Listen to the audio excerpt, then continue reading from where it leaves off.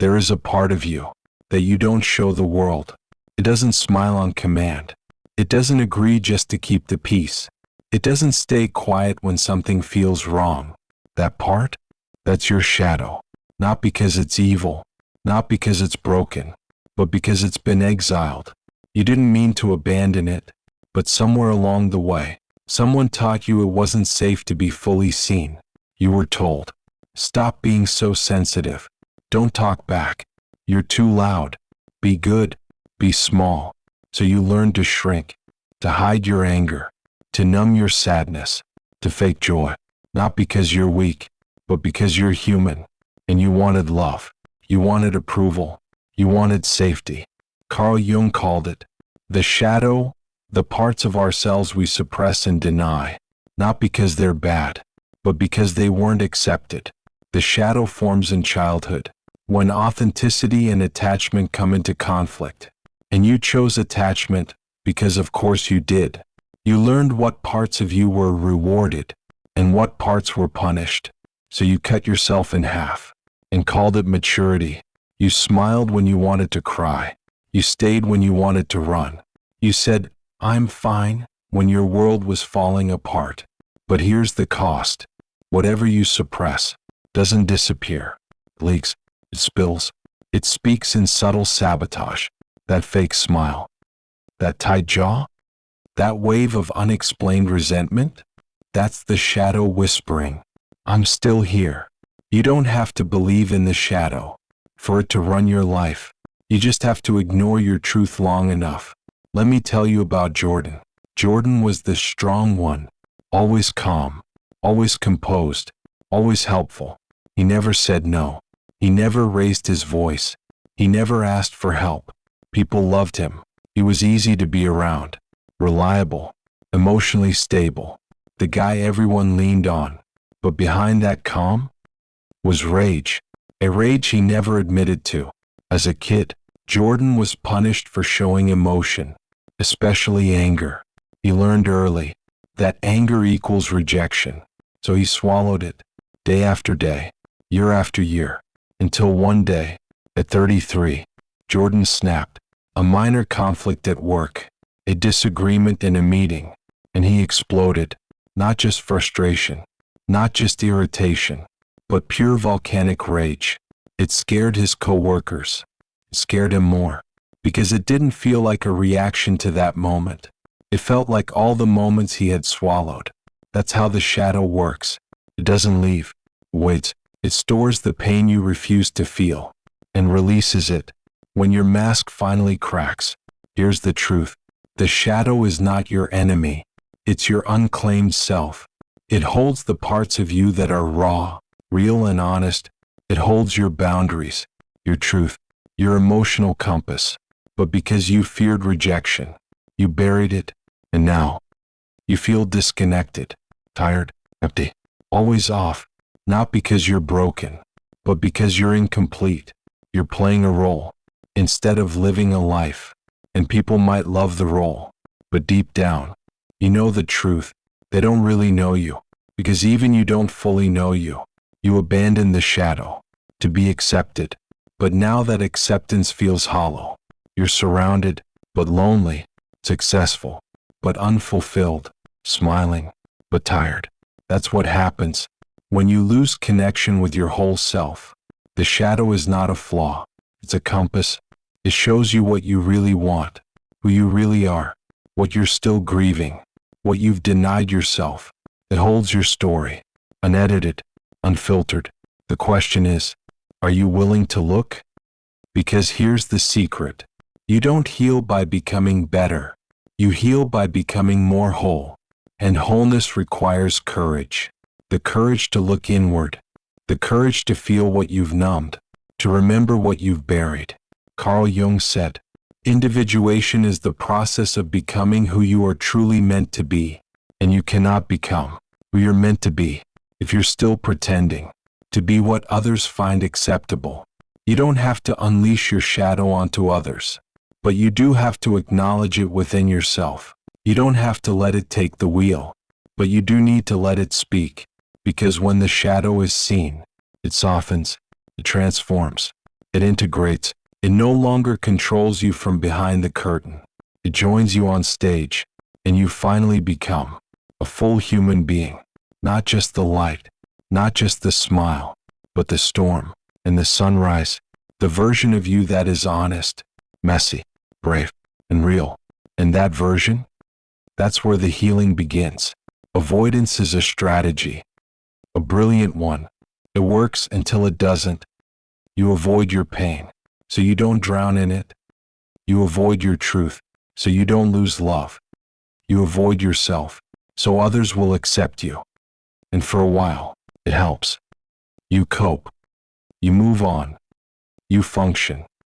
But functioning isn't the same as healing. Here's the paradox. Avoidance feels like peace, but it's a prison.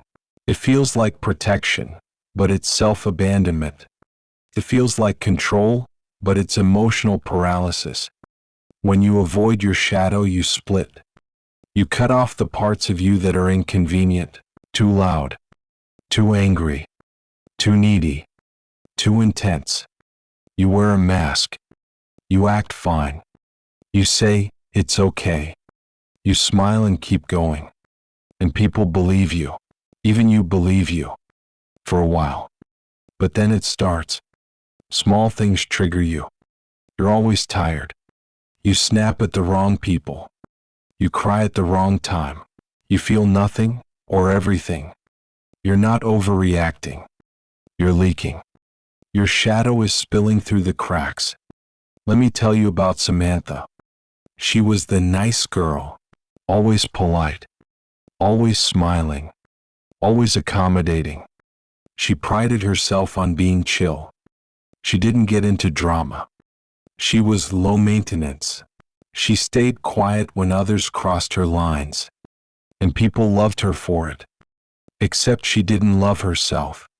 Because inside she was exhausted. Every yes felt like a betrayal. Every no she swallowed turned into resentment. She didn't explode. She imploded. Migraines, panic attacks, insomnia, burnout. No one understood why. On the outside, her life looked calm. Inside, she was drowning. Why? Because peace at the cost of truth isn't peace. It's silence. And silence slowly eats you alive. Avoidance hides behind labels like, I'm just being mature. I don't want to be dramatic. I don't want to start conflict. It's not that big of a deal. But your body knows. Your nervous system remembers. Your suppressed truth doesn't disappear. It gets stored and stored and stored until one day it breaks. That tiny disagreement, it turns into a meltdown. That little disappointment shatters you because it was never about just that one thing. It was about everything you never dealt with. Why do we avoid? Because facing our shadow is terrifying. It means admitting we're not okay, that we're angry, that we're lost, that we want more, that we don't like who we've become, that the life we're living isn't ours. It's easier to numb, to scroll, to binge, to stay busy, to chase achievements, to be liked, to be productive, to fix others, anything but feel. But what you won't feel will eventually control you. The truth? Avoidance is self-protection, and self-protection is human. But when protection becomes your personality, you stop living. You become a version of you that is digestible, palatable, acceptable, but also detached, anxious, lonely, unseen. Carl Jung said, one does not become enlightened by imagining figures of light, but by making the darkness conscious. That darkness you keep avoiding, it's where your healing lives. Avoidance keeps you from confronting the relationship that's draining you, setting the boundary that scares you, leaving the job that's killing your spirit, owning the dream you secretly want, feeling the grief you pretend is gone. Because facing those things would mean you have to change. And change threatens the comfort you've built, even if it's not real peace, even if it's eating you alive. It's familiar, and familiarity feels safe. But real safety comes from truth, from wholeness, from owning every part of you, even the messy ones. When you stop avoiding, you start healing. When you stop pretending, you start breathing. Samantha's healing didn't begin when she found a better routine. It began when she got honest with herself. She admitted she was tired of being nice. She stopped saying yes to everything. She started honoring her anger, her needs, her boundaries. And you know what happened? She lost some people, but she found herself. She lost approval, but gained peace. So here's your mirror. Where are you pretending? Where are you shrinking? What are you tired of faking? What part of you is dying to be seen? You can't heal what you keep denying. You can't grow without grief. You can't feel free while playing small. Avoidance is safe, but only in the short term. Truth is scary, but it sets you free. So next time you feel the pull to scroll, to numb, to fix, pause. Ask, what am I avoiding? That question might be the start of everything you've been looking for. Overthinking feels productive, but it's not. It's emotional procrastination. It's the brain trying to fix what the heart refuses to feel. You don't need more analysis. You need honesty. You need stillness. You need space to feel. But that's scary. So you think, and think, and think. You replay the conversation. Again. You imagine what you should have said. Again.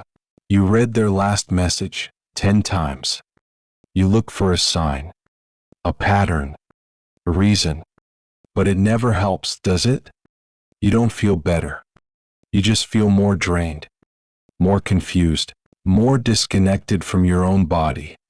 Overthinking is a loop, a trap, a coping mechanism dressed as control. Let's meet Adrian. He got ghosted by someone he cared about. No closure, no explanation, just silence. Weeks passed, but Adrian couldn't move on. He kept thinking, did I say something wrong? Were they seeing someone else? Maybe they're going through something. Maybe they'll come back. He spiraled. He reread every text, replayed every date, asked his friends the same questions, over and over. He told himself he was just trying to understand. But deep down, he was avoiding grief, avoiding the pain of feeling discarded, avoiding the truth that he had no control. The truth hurt, so he stayed in the loop, because the loop felt safer than heartbreak. This is the lie of overthinking, that if you think long enough, you'll get clarity, that if you analyze enough, you'll find peace, that if you understand everything, you'll stop hurting. But healing isn't intellectual, it's emotional. No amount of thinking will take away a feeling that needs to be felt. Overthinking often shows up as replaying arguments, imagining worst-case scenarios, trying to predict someone's next move, obsessing over the right decision, mentally rehearsing conversations, rewriting the past. It feels like you're doing something, like you're taking control. But you're not solving, you're stalling.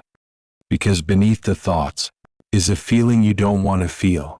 Shame, grief, guilt, anger, rejection, powerlessness. Carl Jung's wisdom comes in here. What you resist not only persists, it grows. The more you avoid the feeling, the louder your mind becomes. The more you analyze, the more you spiral. Because the mind isn't meant to hold grief. The heart is. The mind isn't meant to process rejection. The body is. The mind will loop, as long as the heart is numb. Think of it this way. Your brain is trying to think you out of a place you can only feel your way through. And until you feel it, the story will keep repeating.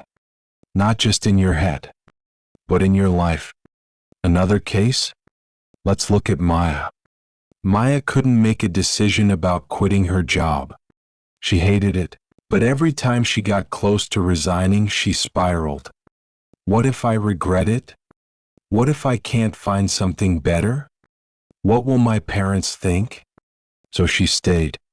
Overthinking paralyzed her, not because the decision was unclear, but because the fear was unacknowledged. She wasn't stuck in logic. She was stuck in fear of failure, of disappointing others, of stepping into the unknown. The fear needed to be felt, heard. Once she named the fear, the decision became obvious. So here's the truth. Overthinking is never about the thoughts. It's about what's underneath them. And when you start asking better questions, everything changes. Instead of, why did this happen to me? Try, what feeling am I avoiding right now? Instead of, what if I make the wrong choice? Try, what fear is holding me back? Instead of, what should I say to make them stay? Try, what part of me is afraid to be alone? When you stop fighting the feeling, you free the thought. When you stop resisting the emotion, you stop the mental war. And what comes in its place? Clarity. Calm. Power. Not because you figured it out, but because you finally stopped trying to. Overthinking is a signal, a red flag, a flashing light that says, something deeper needs your attention. So instead of judging it, listen. Not to the thoughts, but to the feeling beneath them. Let's be clear. You don't break free from overthinking by force. You don't need more logic. You don't need another pro-con list. You need softness, stillness, self-honesty. You need to sit with yourself, in silence, and ask, what am I feeling that I've been avoiding? Then breathe, feel, let go. Not because it's easy, but because you deserve peace. Real peace, not mental gymnastics. Final takeaway? You are not broken because you overthink. You are not weak because you spiral. You're just scared. And that's okay. But you can choose to stop running, to stop looping, to stop hiding. Because the answers you're looking for, they were never in your head. They were always in your heart. And your heart is just waiting for you to come home. You've been told to be good, to be kind, to be quiet, to be selfless, to be agreeable. But no one ever taught you how to be whole. No one told you that your anger might be healthy, that your jealousy might carry truth, that your sadness might be wisdom, that your flaws might be your deepest strength, because those parts were inconvenient. So you hid them. You disowned them. You built a self the world would approve of, but not a self you could live in. Carl Jung said it best. The shadow is the part of us that we suppress and deny. But he also believed something deeper. The shadow is not just a problem. It's a map to power, to authenticity, to freedom. Let's break it down. Every time you were punished for being too loud, you buried your voice. Every time you were shamed for crying, you locked away your tenderness. Every time you were mocked for being too much, you learned to shrink. And now, you call it personality. You say, I'm just easygoing, or I don't get angry, or I don't really need much. But deep down, you know that's not the full truth. It's just the safest one. Meet Lena. Lena was always the peacemaker. She never raised her voice. She never set boundaries. She was the chill girl, the cool friend, the one everyone relied on. But Lena was tired. Tired of being walked over. Tired of always saying yes. Tired of pretending she didn't care. Her shadow wasn't rage. It was her need. Her voice. Her right to take up space. She thought her anger was a flaw. Turns out it was her compass. The day she finally yelled, not to hurt, but to protect herself, was the day she began to heal. The same goes for Eric. Eric was jealous. A lot. And he hated himself for it. He judged others, compared himself, felt inferior. He told himself, stop being insecure. Don't be toxic. Grow up. But jealousy wasn't the problem. Jealousy was the message. It said, you want more. You're playing small. You're not being honest about your dreams. His jealousy pointed to his desire, his potential, his hunger for a bolder life. When he stopped shaming it, he started listening. And everything changed. This is the paradox of the shadow. It looks like destruction, but it's actually construction. It looks like chaos, but it's clarity. It looks like a mess, but it's medicine. Think about these examples. Your anger isn't ugly. It's a sign you've been too silent for too long. Your sadness isn't weakness. It's how your heart tells the truth. Your anxiety isn't irrational. It's a signal that something feels unsafe. Your fear of rejection isn't neediness. It's a craving for authentic connection. Your resentment isn't bitterness. It's unspoken boundaries. None of these make you broken. They make you honest. They make you human. So how do you reclaim this shadow power? It starts with one thing: seeing it, not judging, not fixing, just witnessing. What part of me do I try to hide from others? What traits in others trigger me the most? What part of me did I learn to shame? What feelings do I label as bad or dangerous? Your answers will lead you there, to the parts you've been told not to be, but that are dying to be seen. Next step: feel it. Don't bypass it. Don't rationalize it. Just feel it. If you're angry, be with it. If you're jealous, sit in it. If you're insecure, hold it. This isn't weakness. It's integration. And integration is the path to wholeness. You are not here to be perfect. You are here to be real. You are not here to be polite. You are here to be whole. And wholeness includes the things you've been told to hide: your ambition, your boundaries, your wildness, your intensity, your pain. Here's the final truth. The parts of you that you're most afraid of, they're the parts with the most power. Not the power to hurt others, but the power to free you, to make you feel alive, authentic, aligned. This is the gift of the shadow. It doesn't disappear when you shine the light. It integrates, it joins you, and in doing so, you become unstoppable. You've looked into the mirror, you've seen the shadow, you've named what hurts. Now what? Most people stop here. They become aware, but they don't change. They carry insight but no integration. You don't grow just by knowing your patterns. You grow by living differently. That's what integration means. Not fixing, not deleting, not becoming someone else, but becoming more of yourself. The whole self. Even the parts you once tried to hide.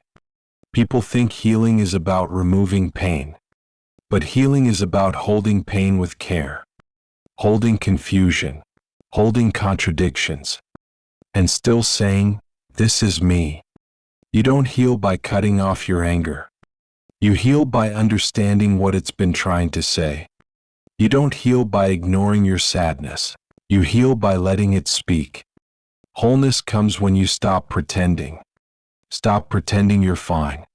Stop pretending you don't care. Stop pretending you're always strong. Carl Jung said, I'd rather be whole than good. Most people try to be good.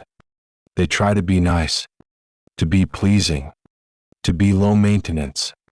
But they're exhausted, because goodness without truth is performance. And performance is a mask.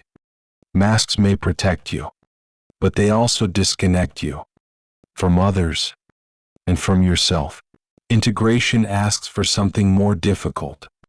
It asks for honesty. Not to others, first to yourself. That's why it hurts. That's why most people avoid it. Because once you tell the truth, you can't unsee it. You can't unsee how you've betrayed yourself to be loved. You can't unsee how you've shrunk to keep the peace. You can't unsee the patterns you inherited but never questioned. But that's also the gift. Because once you see clearly, you get to choose differently. Integration starts in small moments. When you say no, even if you feel guilty. When you rest, even if your mind screams. When you stop fixing others and start facing yourself. It's slow. It's quiet. It's not always pretty, but it's real. And real is rare. Let me tell you about Maya. She was always the strong one, the listener, the fixer, the caretaker. Everyone leaned on her, but no one asked how she was doing. One day, she broke down at work, couldn't stop crying. Her body said what her mouth never did. I'm not okay. That moment didn't ruin her. It revealed her. She started therapy, started journaling, started noticing how often she said yes when she meant no. It wasn't easy. She lost a few people along the way. People who liked her better when she had no boundaries, but she found something better. Peace. Not the fake kind that comes from being agreeable. The real kind that comes from alignment. Maya didn't delete her shadow. She befriended it. She stopped calling her needs too much. She stopped calling her anger ugly. She saw that those parts were signals. Her body wasn't betraying her. It was trying to wake her up. That's what integration looks like. Not perfection. Presence. You notice the old patterns, but you don't let them run the show. You feel triggered, but you stay grounded. You still fall into overthinking, but now you catch yourself with compassion. It's not about never messing up. It's about staying in relationship with yourself even when you do. No more disappearing. No more abandoning yourself. No more asking, "What's wrong with me?" every time you feel. Because now you know. Your shadow is not a flaw. It's a map. It shows you where you've been hurt, where you've adapted, where you've disconnected, and where you're ready to return. Return to the self you left behind. The one who felt too much. The one who wanted too much. The one who was told they were too much. You're not too much. You are just learning to hold all of you. That's what wholeness is. When you stop splitting, stop performing, stop apologizing for having depth. You don't need to be healed to be worthy. You don't need to be calm to be lovable. You don't need to be perfect to be powerful. You just need to be honest. The shadow doesn't disappear, but it softens. When you stop judging it, when you let it speak, when you say, "I see you, and you're still part of me," that's when freedom begins. Not from becoming someone new, but from becoming fully, truly, finally yourself.